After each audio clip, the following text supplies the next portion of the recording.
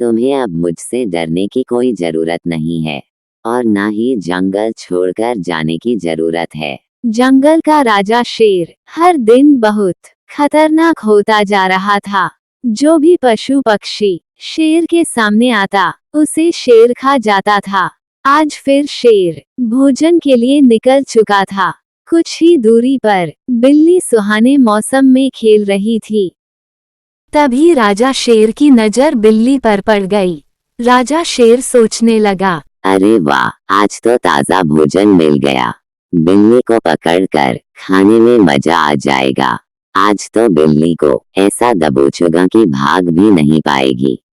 राजा शेर सोच ही रहा था कि बिल्ली को भी शेर की आहट सुनाई पड़ गई। तभी बिल्ली तेज तेज दौड़ने लगी। शेर राजा उसके पीछे बिल्ली को पकड़ने के लिए दौड़ने लगा।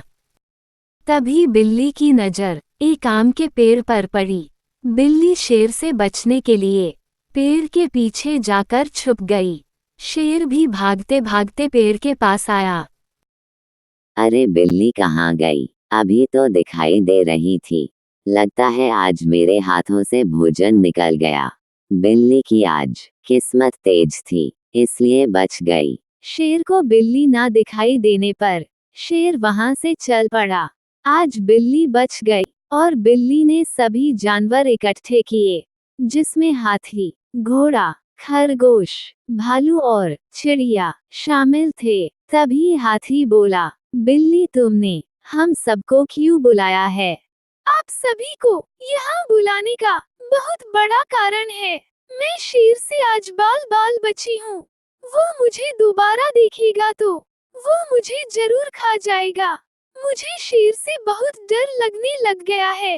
आप ही मुझे शेर से बचा सकते हो। अब आप भी कुछ कर सकते हो। बिल्ली तुम चिंता मत करो। शेर का खौफ तो दिन भर दिन बढ़ता जा रहा है। अब तो कुछ करना पड़ेगा और शेर को सबक सिखाना पड़ेगा। मुझे लगता है हम सबको चीता के पास चलना चाहिए। वही इस शेर का समाधान कर सकता है। चलो हम सब चीता के पास चलते हैं। हाथी की बात सुनकर सभी जानवर चीता के पास जाने के लिए तैयार हो गए और चीता के पास पहुंच गए।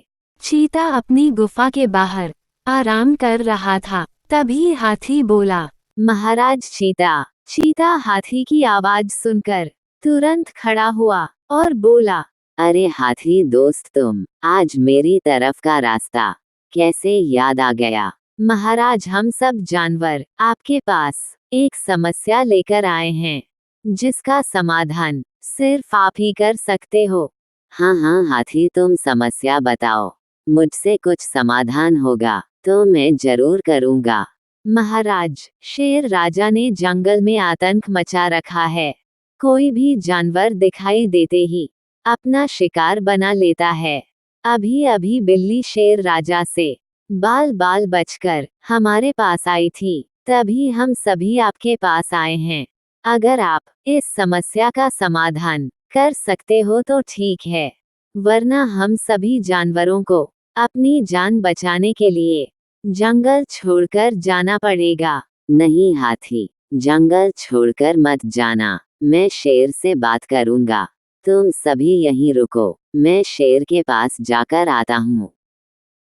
दूसरी तरफ शेर बिल्ली का भोजन नहीं मिलने पर अपने आप से बहुत गुस्सा था।